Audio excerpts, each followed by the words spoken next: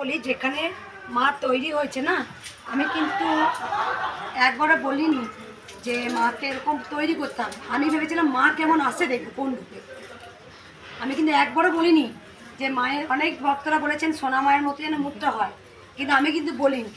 আমি জানবো মা কোন রূপে আসে দেখবো, মা কেমন রূপ ভালোবাসে।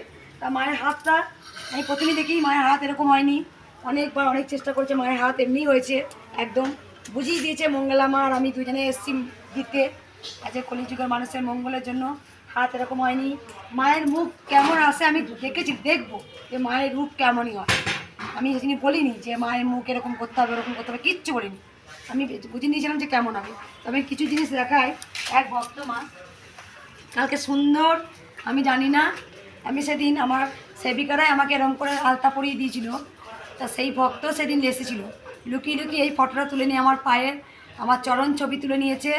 আমি জানি না কখন তুলেছে, যাই হোক এসেছিলো কালকে পুজো দিতে এসে, যে আমাকে এটা দিয়ে গেছে সেই ভক্ত মা। কবে তুলেছে, কেমন করে তুলেছে আমি জানিও না, হয়তো আমি আলতা পরছিলাম তখনই সেই মুহূর্তে হয়তো তুলে নিয়েছে। আমি যে কখন তুই চুরি করলি, বলছে আমি তো তোমাকেই চুরি করে নিয়ে চলে যাবো। জয় কৃষ্ণকালী মায়ের জয়।